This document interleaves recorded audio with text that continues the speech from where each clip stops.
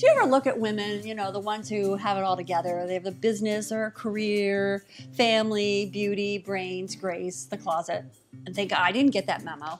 So I invited a few of my girlfriends, successful women, to talk about what enables them to do it. And I was blown away by what they said. See why. Welcome to kimTV, where you learn how to stop running on empty, fill your tank, and live agelessly. All month long, I've been exploring meditation, its benefits, and ways to include mindfulness without adding one more to-do to your list. Along the way, I shared a couple of apps that make meditation a breeze, and I found out what people really think about meditation. And if you haven't watched that video, it makes me laugh every time, and I was there. And you can see all of those videos right here. In theory, meditation seems like a great thing, but theory isn't going to help anything. It needs to be real. So I asked a few of my friends if they're able to meditate. Now, these are women with careers and families working their butts off to make everything work, and I asked them to share what works for them, what's a challenge, and what helps them through it. Joining me today is Laura Klein. She's an online publisher, and she's currently spearheading OrganicAuthority.com and Eco Salon. And she's been featured in O Magazine, Oprah.com, the Food Network. And Laura's a brand new friend, so I don't have anything embarrassing to say about her. Maybe she'll share something today. From the first time I met her, all I can say is watch out, Arianna Huffington, because this girl's got some power. Welcome, Laura. Well, thank you for having me, Kim. It's great to be here. Before we dive into the conversation, I'm going to introduce everybody else, but for context, what would you say is the thing that you're most proud of? I think I'm most proud of, there's actually two, and it's very short. One is that I'm married to the love of my life, and I never thought I would, stumble across this person so early in my life. And number two is building a company from scratch, literally from scratch. And it's much harder than you think. Yeah, no, I know it is. Also joining us is Jessica Kupfer. How do you say your last name, Jessica? Kupferman. Kupferman. She's a digital business consultant, and she's the host of Lady Business Radio, and she's currently working on a podcasting school for women. Jessica's another new friend, though I have to say, Jessica, I'm falling more and more in love with you every single day. Thank you. That's so nice. And you're also a very busy mom, right? Yeah. My kids, I have two, they're older, but I'm also expecting. So, yeah. So you're actively creating there as well. So what is the thing you're most proud of? I had a round of podcasting school for women already, and I have about 25 students, and watching them create their show, launch their show, see how excited they are to be #2 new and noteworthy in iTunes, and just be so grateful that they have a new audience and new people to share their best things with. It's been really exciting. It's been really exciting to just have them book their interviews and tell me how grateful they are and how excited they are to speak to people they've always wanted to talk to. I'm really proud of that right now because it just makes me feel, I don't know, like I've actually feel like I've made a difference in someone's career and their life for the better, and it's great. Also joining us is a dear friend of mine, and her name is Lynn Rose. She's a singer, she's an MC. You help people wow the world through their business and bringing that out and through their business and onto stages around the world. And if I recall, the last time we spoke, you're currently working on a singing keynote. Is that correct, Lynn? Yes, I've been doing it and workshopping it because I'm crafting it in the level of like the #1 guy out there, Mike Rayburn. So you help businesses, but you also anchor in the learnings and the points with music. So it's really fun. I love that combination. So what would you say, Lynn, is the thing that you're most proud of? Boy, isn't that hard to answer that question, right? You know, when you think of so much that you love, or I know sometimes I marvel. I feel the honor of getting to be a part of helping people break out of their shell and be able to express unabashedly, to be able to see their careers, like help them go from idea to becoming like skyrocketing in their careers or their business, and to just go, wow, I got to be a part of that, you know, and in whatever way. So I feel like that's as a whole is what I'm most proud of. Also joining us is one of my very dearest friends. I was going to say one of my oldest and dearest friends, but we're all getting up there and none of us need any help to get there. So. We're already there. Yeah, we're already there, so nature's doing its thing. Pam Alster is a writer and a blogger. She sold a pilot to Lifetime, and her book, Robin's Blue, was an Amazon bestseller and won awards. And you got to read the book. It totally takes you on a very unique journey through the 80s. And wow, it's such a great book. And Pam's also one of the very greatest and coolest moms I've ever met. She's that mom that when you were growing up, you always secretly wanted your friend's mom to be your mom. That's her. Oh, so Pam is the yang to my yin. She's amazing. So thank you so much for being here, Pam. It's a pleasure to be here, Kim. Yeah, what would you say is the thing you're most proud of? Well, of course there's a couple things. I don't think there's ever any one, but presently at the top of the list, I think juggling my schedule. I have 2 young children, a new baby, and one in school, so I have to carve out time for my work, which takes a lot of discipline. So I have very sacrosanct hours, and then I run around and take my kids and do the shopping and supermom on a regular basis. So I'm proud that I'm able to integrate that and continue on with my own personal work. So you do that, and you're currently writing your second novel, right? I'm writing a second novel, yeah. So again, that takes a lot of discipline, but I guess we'll get into that more later. So, do any of you meditate? Yeah. Oh yes. You do. Sometimes. Okay. Well, I mean, I would say that I meditate daily, but I would say that there are different forms of meditation. I can meditate when I'm doing yoga. I can meditate when I take a moment to relax in between things and try to concentrate and breathe. I also think that meditation can be just a part of focusing on the task at hand and not letting things race through your mind. So I find different moments, Gotcha. So you don't need to formally sit down and, like a monk, chill out for 2 hours or 10 hours. You're finding meditative moments throughout your day. I do, but I aspire to find that 15 minutes or 5 or 10 minutes every day. But I find that because I in another life, I was a yoga teacher, I think I'm able to shut things down and integrate it on a moving basis. So, gotcha. Hopefully I can do what you guys do. Lynn, you said you meditate? Oh, it's a necessity. And I have different meditations I listen to depending how I'm feeling in the moment. And I find that guided meditations help me most. I do have times I can do it, in stillness. And as a kid, I learned TM, Transcendental Meditation.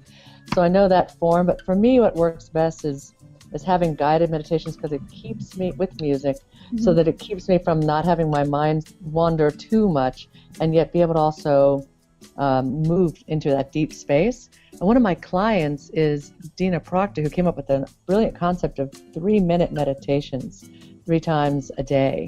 And so I'll if I only even have 3 minutes, then I'll maybe do one of those. But it's huge, and I'm even creating music that goes with meditations now, and the process is just so healing, and it's a must. It's a must. Yeah, I shared on one of my last videos this month. I shared about. Are you familiar with Headspace.com? No. Headspace, a brilliant meditation app. You could have 2 minutes and zone in. And then also I shared Altered States, if you guys are aware. You turned me on to Altered States. I use Altered States. Isn't it amazing? Great when you're traveling or you're like sitting on the plane or something like that, yeah. I use it in line at Costco. It's an app. It's an app. Oh my, I gotta check it out. Altered State, brain waves, brain entrainment. I did a video. You can check one of my on kimTV if you want the link to it. It's right there in the description. Oh. There is an online kind of it's his name is Artie Wu. What's his name one more time, Pam? Can you say the name again? Artie Wu. Artie Wu. W-U. You can search for him. He sends you meditations, and he's amazing. He does like 1-minute meditations, And he's done some meditations where, like, his whole thing is that meditation is something that you do actively during the day. And he can send you weekly meditations, and he doesn't charge any money. He's like one of these gurus. It's a super cool thing. But he'll do certain things where he'll have you just sit in your chair and close your eyes and imagine a sponge on the counter in the kitchen, that you walk into the kitchen and that you fill it with water and then you squeeze it out and wash it out, a dirty sponge. And all of a sudden 10 minutes goes by and you didn't even realize it. It's really amazing. Laura, do you meditate? You're so busy. Do you have time to meditate? Yeah, I find it's really necessary. I do different forms of meditation. I'm an avid yoga devotee, and so I always find time to meditate, usually in my practice. But I also find time to, like, 10 minutes in the morning when I wake up. Mm-hmm. I really use it to connect with my gut, because I feel like in what I do, running my business, you really, really have to stay connected to your gut, because there's no like, nobody gives you a plan on how to do things, and so it's a really good guidance mechanism.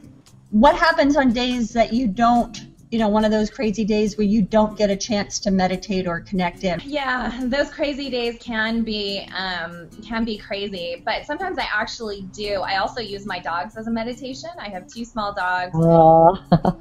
They're not real small, actually. One is about 60 pounds, but if I have a busy day, I will take them out on a walk, and that's also a meditation too. Yes. Because I find that some of my best ideas come to me when I'm not working. And so I really make sure I carve out time in my days. Some days, yes, I will miss a couple days, 2 or 3 days per week. But that's actually the most. I always make sure I carve out time, because my brain works, kind of like your intuition works, and ideas come to you that I would have never, ever thought of if I was, like, sitting at my desk, like, grinding away. Jessica, what about you? I'm so bad at these types of things. A, I can't find time to do it during the day, really. And B, anytime I've tried to do it myself, I always end up thinking about work. I cannot turn off my brain. You need to take a look at my interview that I just did 2 weeks ago on the channel, where I interviewed a mindful meditation facilitator, because I'm like you, I can't turn off my brain, and I found out we're not supposed to. Really? You can't turn off your brain. That's its job.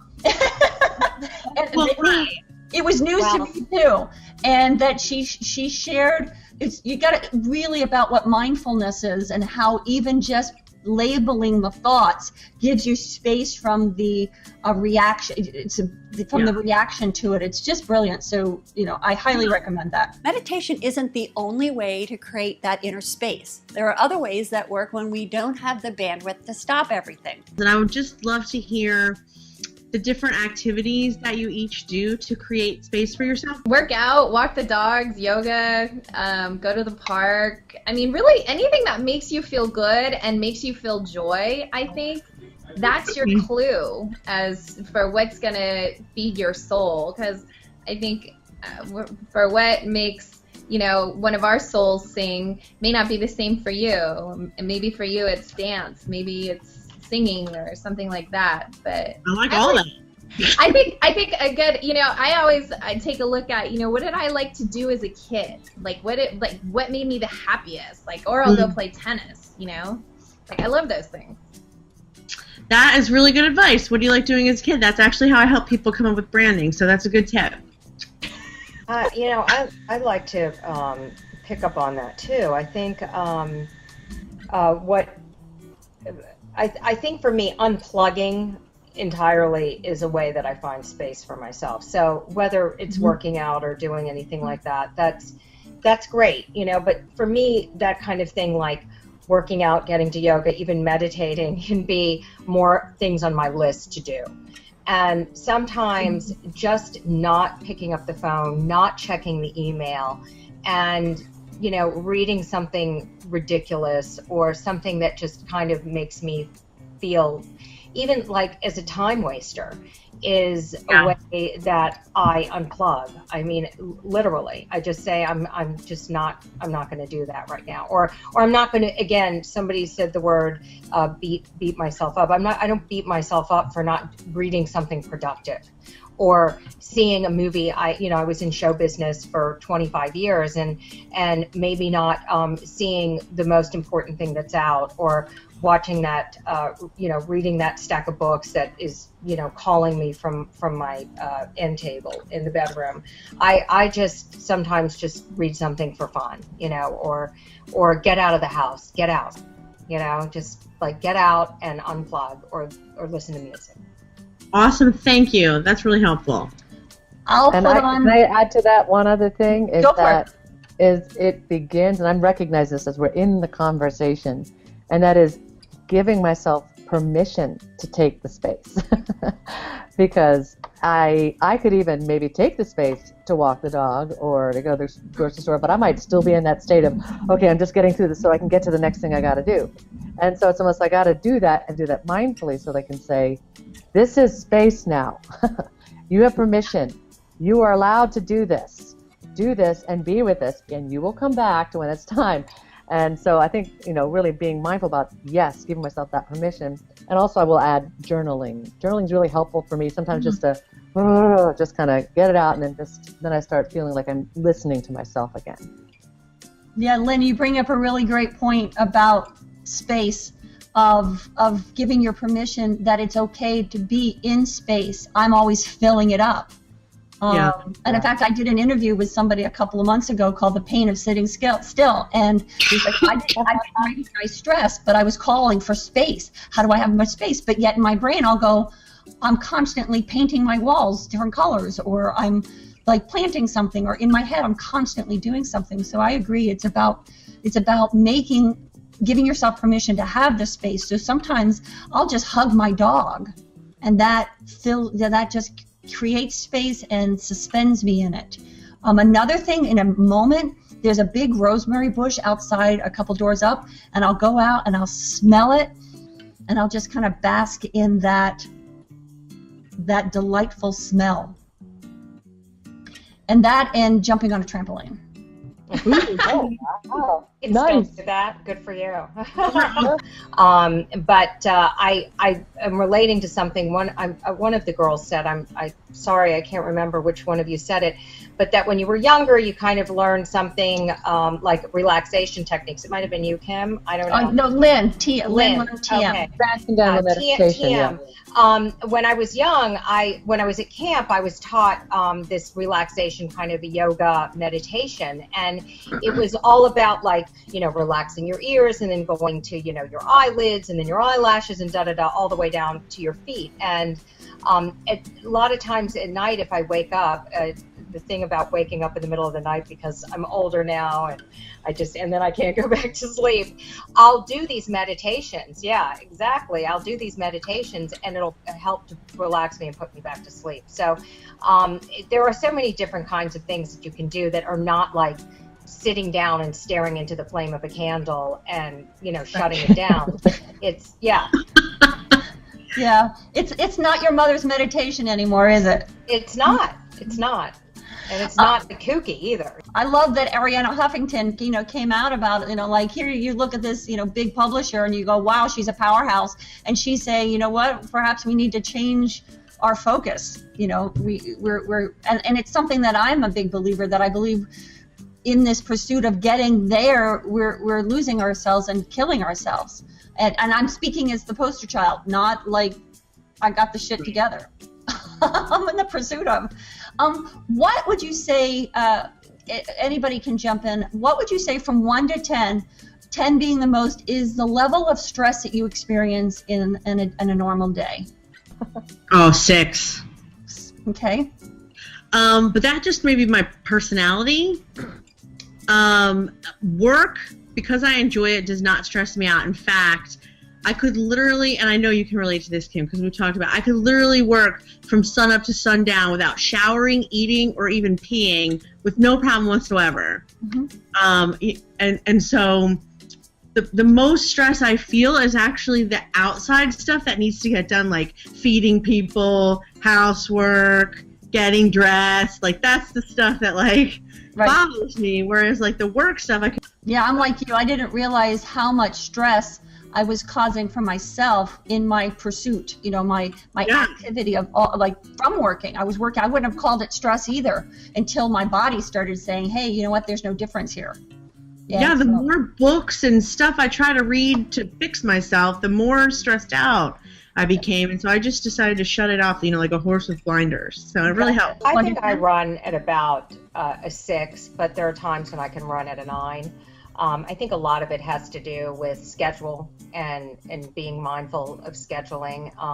And, you know, I think that what helps is to take the thought process out of it and to say this time is when this happens. I don't return emails, I don't answer the phone, I don't do stuff like that. Also, kind of not, I try to do like 1 or 2 things a day outside my regular schedule instead of 50. I've learned that less is more. I find that, you know, if I don't have 3 things on my schedule, that I'm enjoying my life more. I'm not in a panic. And then I have more time to go to Trader Joe's or, you know, to walk the dogs and all that stuff instead of being angry that the dogs have to be walked. Aren't those women amazing? I am so grateful to call them my friends, and I was really honored that they opened up like that to share what works, what they continue to work on in order to create more space in their lives. And the conversation was just getting going, and I didn't want to leave anything out, so be sure to watch part 2 of this roundtable right here. As women, our power is in our openness, but we keep filling it up. What was one thing in this conversation that really surprised you? Let me know in the comments below or tweet me at KimCastle, #Meditation Month. You never know what you can share may help someone just like you. If you haven't joined the Life Unfold conversation, it's easy to do. Simply log into YouTube with your Gmail account, subscribe, and let me know your thoughts in the comment section below. Connect with me on Facebook, and for things that I only share via email, sign up for my newsletter at kimcastle.com.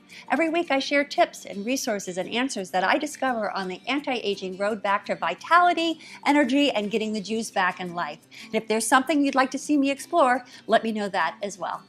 Thank you so much for inviting me into your life today. Be sure to share KimTV with a woman that you love. And be sure to check out part 2 of this roundtable right here.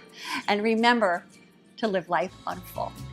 Hope you enjoyed the video. Let me know in the comments below and show me some Sally Field and like it. And of course, subscribe. I promise I'll make it worth your while.